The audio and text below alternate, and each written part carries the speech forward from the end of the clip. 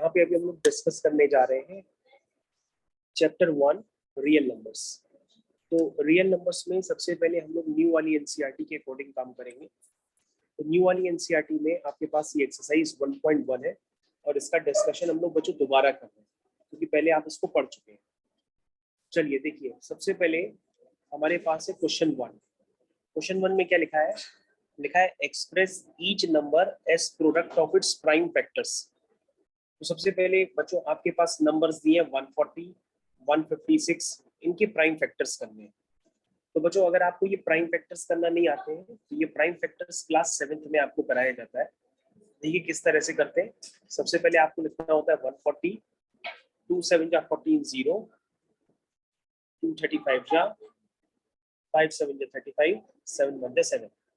यानी बच्चों 140 के प्राइम फैक्टर्स हो गए 2 into 2 into 5 into 7।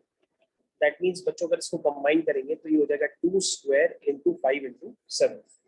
तो ये 140 के प्राइम फैक्टर्स हो गए। इसी तरह से आपको बच्चों 156 के भी प्राइम फैक्टर्स करने हैं, 3825 के भी प्राइम फैक्टर्स करने हैं, 5005 के भी करने हैं और 7429 के भी करने हैं। तो बच्चों सेम मेथड से आपको प्राइम फैक्टराइजेशन करने हैं जैसे आप क्लास 7th और 8th में किया करते थे। अब हम लोग आते हैं बच्चों आपके पास क्वेश्चन नंबर 2 पे। तो क्वेश्चन नंबर 2 पे क्या लिखा हुआ है? इसमें लिखा हुआ है find the LCM and HCF of the following pairs of integers and verify that LCM into HCF is equal to product of two numbers। सबसे पहले बच्चों हमको LCM और HCF निकालना है और उसको वेरीफाई करने के लिए हमें LCM और HCF का मल्टीप्लाई करके चेक करना है। तो सबसे पहले बच्चों 26 और 91 हम इनका LCM और HCF दोनों निकालते हैं। चलिए बच्चों सबसे पहले हम निकालते हैं LCM। LCM बच्चों ये वही है जो आप लोगों को पहले सिखाया गया है, 26 और 91। तो बच्चों सबसे पहले हमको ये समझ में आता है कि 13 की टेबल में ये दोनों नंबर्स आते हैं। तो सबसे पहले हम लोग क्या करते हैं, इसको सिंप्लीफाई कर लेते हैं। देखिए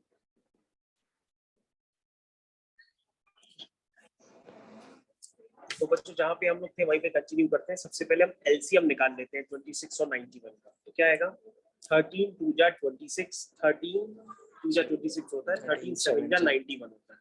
ठीक है, फिर 2 से बच्चों डिविजिबिलिटी हो जाएगी, फिर 7 से डिविजिबिलिटी हो जाएगी। यानी कि 26 और 91 का जो एलसीएम आएगा वो बच्चों आपको अच्छे से क्लियर हो चुका है। वो आएगा 2 into 7 into 3। यानी कि आप एलसीएम लिखोगे किसका किसका, एक 26 का और 91 का। तो कितना निकल के आया है 2 into 7 into 3, that means 14 into 13 which is equal to 182। ये निकल गया है। अब बच्चों हमें क्या निकालना है, यहाँ पे HCF निकालना है। तो चलो हम लोग HCF निकालते हैं। HCF किसका निकालना है 26 और 91 का। तो बच्चों HCF निकालने के लिए क्या करते हैं, पहले हम 26 के फैक्टर कर लेंगे और फिर हम 91 के फैक्टर कर लेंगे। तो ये हो गया 13 और ये हो गया 1। ठीक है, फिर ये हो गया 7 जा और ये हो गया 1। यानी 26 के जो फैक्टर हुए हैं प्राइम फैक्टर्स वो है 2 into 13 और 91 के हुए हैं 7 into 13। तो दोनों में कॉमन फैक्टर क्या है 13। तो इसका मतलब HCF क्या आया 13। तो बच्चों ये आपका HCF है और ये आपका LCM। तो HCF और LCM आपने निकाल लिया। ये देखिए क्रॉस चेक कर लीजिए, HCF आपका 13 है, LCM आपका 182 है। ठीक है, अब आप वेरीफाई कर लीजिए कि HCF और LCM का प्रोडक्ट करिए पहले। चलिए HCF कितना है 13 है, LCM कितना है 182। इनको मल्टीप्लाई करिए। ये मल्टीप्लाई करने पर आपके पास क्या आएगा, प्रोडक्ट ऑफ टू नंबर्स के इक्वल आना चाहिए। तो बच्चों इसको आप पहले मल्टीप्लाई करेंगे तो ये वैल्यू निकल के आएगी 2366। ठीक है, इसको आप मल्टीप्लाई कर लीजिए, ये वैल्यू कितनी निकल के आएगी 2366। समझ में आएंगे।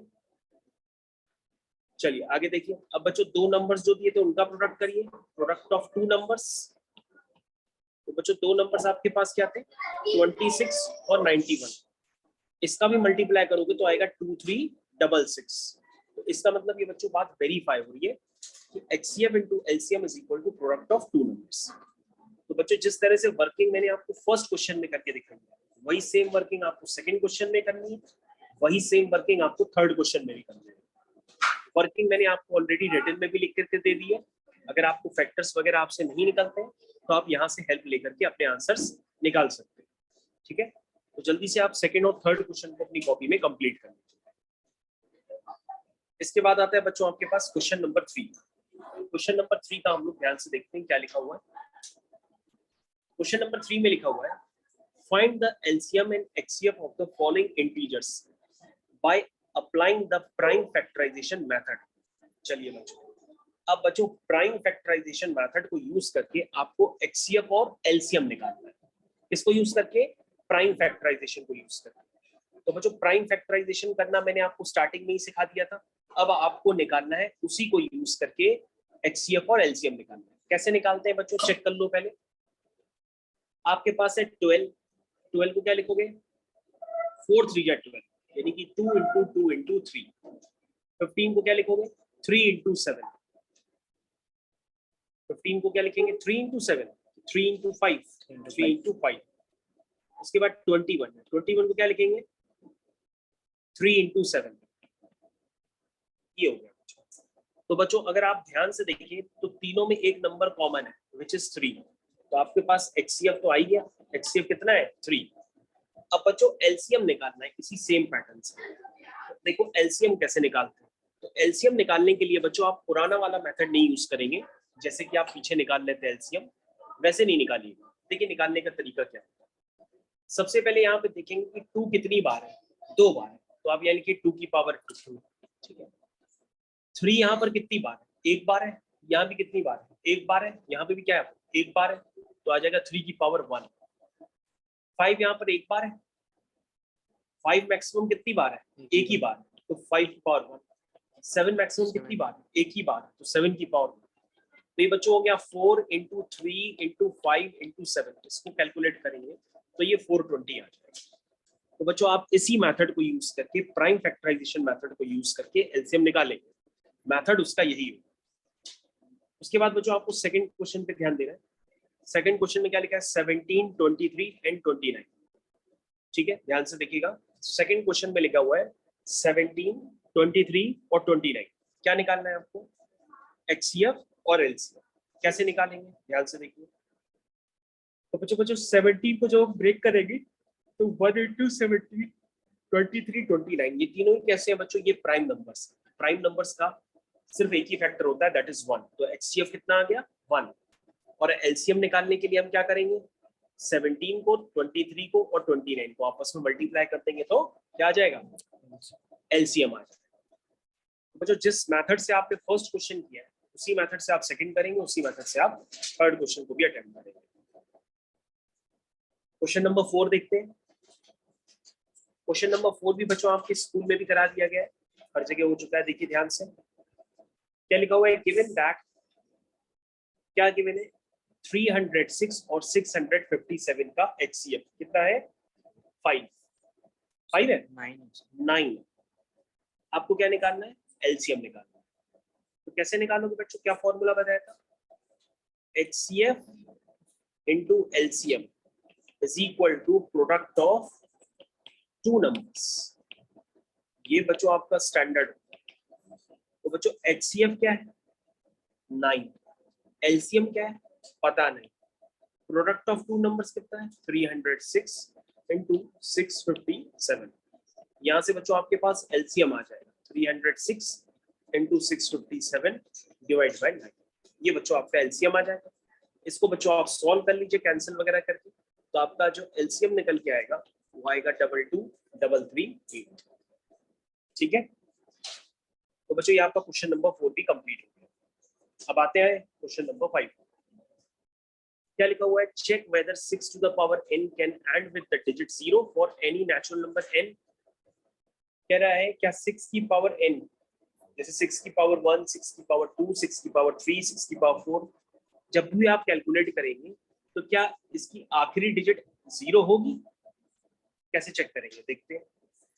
सबसे पहले if the any number and with 0 it should be divisible by 10, और in other words it should be divisible by 2 and 5, क्योंकि 10 किससे बना है? 2 और 5 से मिलके बना है।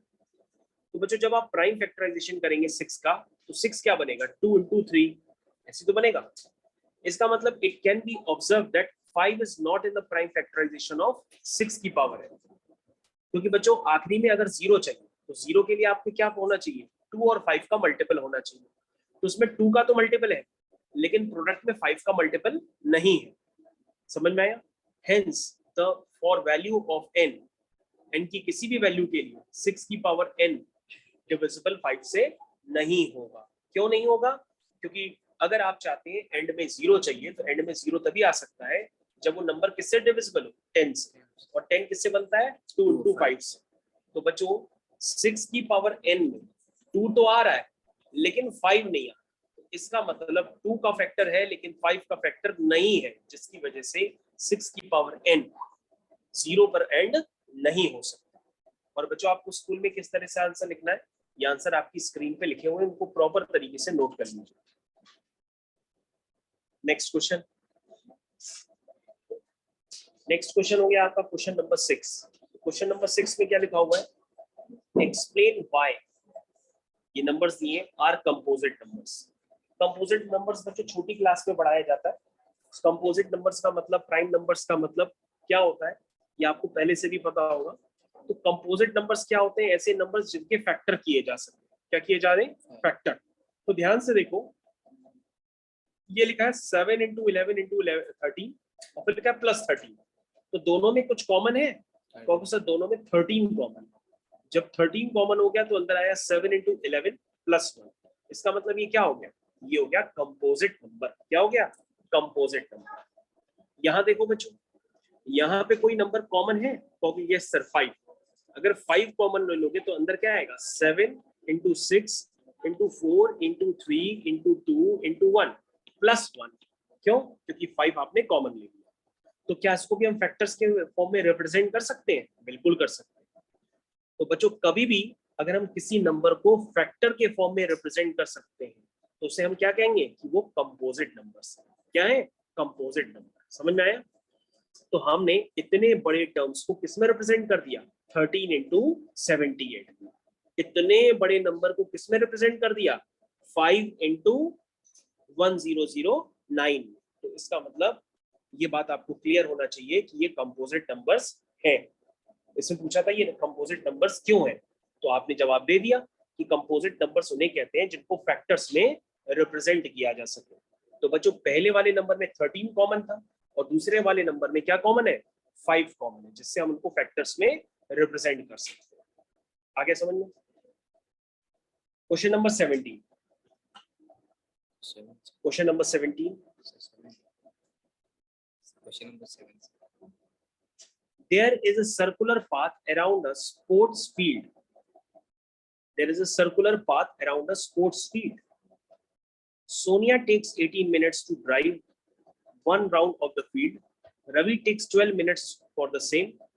Suppose they both start at the same point at the same time and go in same direction. And how many minutes they will meet again at the starting point? ये है बच्चों क्वेश्चन। होपफुली बच्चों question आप कर चुके हैं क्योंकि exercise वगैरह स्कूल में पहले से कंप्लीट हो चुकी है।